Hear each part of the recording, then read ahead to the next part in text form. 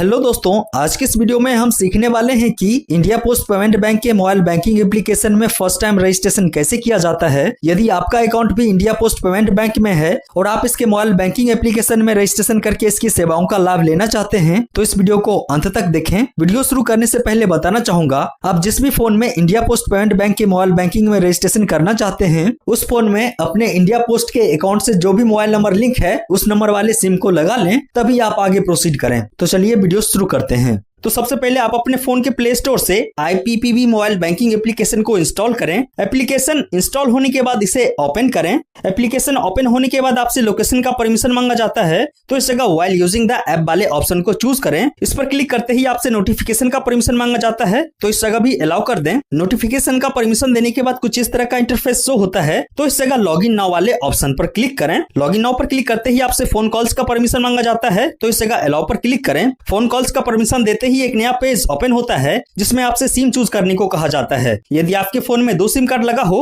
तो इस जगह 2 सिम कार्ड शो करेगा, तो इस जगह आप उसी सिम को चूज करें जिसका नंबर आपके बैंक अकाउंट से लिंक हो। और यदि आपके फोन में एक ही सिम कार्ड लगा हो तो इस जगह एक ही सिम कार्ड शो करेगा, बट ध्यान रखें कि वह नंबर आपके बैंक अकाउंट से लिंक हो। चूंकि मेरे फोन में 2 सिम कार्ड लगा हुआ है और मेरा पहला सिम मेरे बैंक अकाउंट से लिंक है, तो मैं इस जगह फर्स्ट सिम को चूज कर रहा हूँ। सिम को चूज करने के बाद नीचे इस बॉक्स में टिक लगाकर टर्म्स एंड कंडीशन को एक्सेप्ट करें। उसके बाद सबसे नीचे स्टार्ट SMS वेरिफिकेशन वाले ऑप्शन पर क्लिक करें। इस पर क्लिक करते ही आपसे मैसेज का परमिशन मांगा जाता है, तो इस जगह भी अलाउ कर दें। मैसेज का परमिशन देते ही सिम वेरीफाई होना शुरू हो जाता है। सिम वेरीफाई होने के बाद एक नया पेज ओपन होता है जिसमें रजिस्ट्रेशन करने के लिए आपसे कुछ डिटेल्स फिल करने को कहा जाता है। तो सबसे पहले आपसे अकाउंट नंबर एंटर करने को कहा जा रहा है, तो इस जगह आप अपना अकाउंट नंबर एंटर करें। उसके बाद नीचे इस जगह आपसे कस्टमर ID एंटर करने को कहा जाता है, तो इस जगह आप अपना कस्टमर ID एंटर करें। यदि आपको अपना कस्टमर ID पता नहीं है तब आप 2 तरीके से अपना कस्टमर ID बड़े ही आसानी से पता कर सकते हैं। पहला तरीका तो यह है कि आप इंडिया पोस्ट पेमेंट बैंक के SMS बैंकिंग के द्वारा अपना कस्टमर ID पता कर सकते हैं।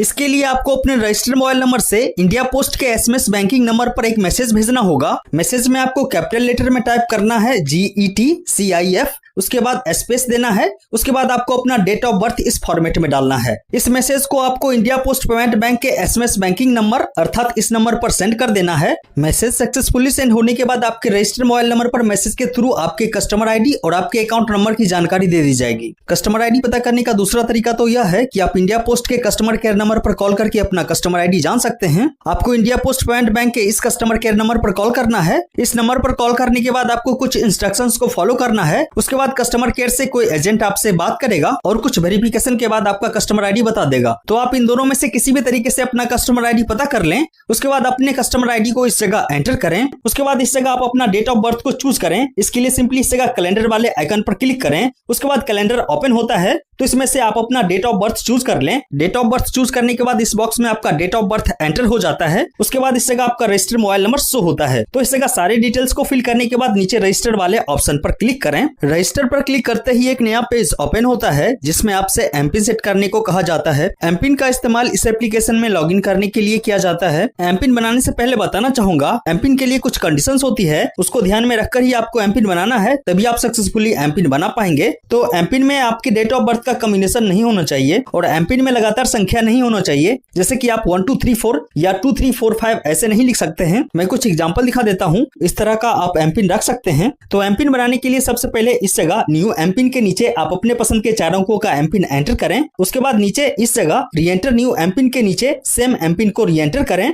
अर्थात इस जगह आपने जो भी एमपिन एंटर किया होगा उसी सेम एमपिन को इस जगह भी एंटर करें। उसके बाद सबसे नीचे इस जगह सेट एमपिन वाले ऑप्शन पर क्लिक करें। सेट एमपिन पर क्लिक करते ही एक नया पेज ओपन होता है जिसमें आपको कुछ सिक्योरिटी क्वेश्चन को ऐड करने को कहा जाता है। यह ऑप्शन इसलिए दिया जाता है कि यदि आप फ्यूचर में अपना एमपिन भूल जाते हैं तो इसी क्वेश्चन को वेरीफाई करके आप अपना एमपिन रिसेट कर सकते हैं। वैसे आप इस क्वेश्चन के आगे इस एरो पर क्लिक करके क्वेश्चन को चेंज भी कर सकते हैं। तो मैं इस जगह सारे क्वेश्चंस का आंसर लिख देता हूं। फर्स्ट क्वेश्चन में आपसे प्लेस ऑफ बर्थ पूछा जा रहा है, तो इस जगह प्लीज टाइप आंसर की जगह आप अपना बर्थ प्लेस एंटर करें। उसके बाद सेकंड क्वेश्चन में आपसे आपका फर्स्ट स्कूल पूछा जा रहा है, तो इस जगह आप अपने फर्स्ट स्कूल का नेम एंटर करें। उसके बाद थर्ड क्वेश्चन में आपसे आपके फेवरेट फ्रेंड का नाम पूछा जा रहा है, तो इस जगह आप अपने फेवरेट फ्रेंड का नाम एंटर करें। उसके बाद सबसे लास्ट क्वेश्चन में आपसे आपके फेवरेट टीचर का नाम पूछा जा रहा है, तो इस जगह प्लीज टाइप आंसर की जगह आप अपने फेवरेट टीचर का नाम एंटर करें। इस जगह आप अपने अकॉर्डिंग सारे क्वेश्चंस का आंसर फिल करें। सारे क्वेश्चन का आंसर फिल करने के बाद नीचे सबमिट वाले ऑप्शन पर क्लिक करें। सबमिट पर क्लिक करते ही एक नया पेज ओपन होता है जिसमें आपसे OTP एंटर करने को कहा जाता है और आपके रजिस्टर्ड मोबाइल नंबर पर OTP भेज दी जाती है। कुछ फोन में इस जगह ऑटोमेटिक ओटीपी फिल होकर वेरीफाई होना स्टार्ट हो जाता है। यदि आपके फोन में ऑटोमेटिक ओटीपी फिल ना हो तब इस जगह आप मैन्युअली भी ओटीपी को फिल कर सकते हैं।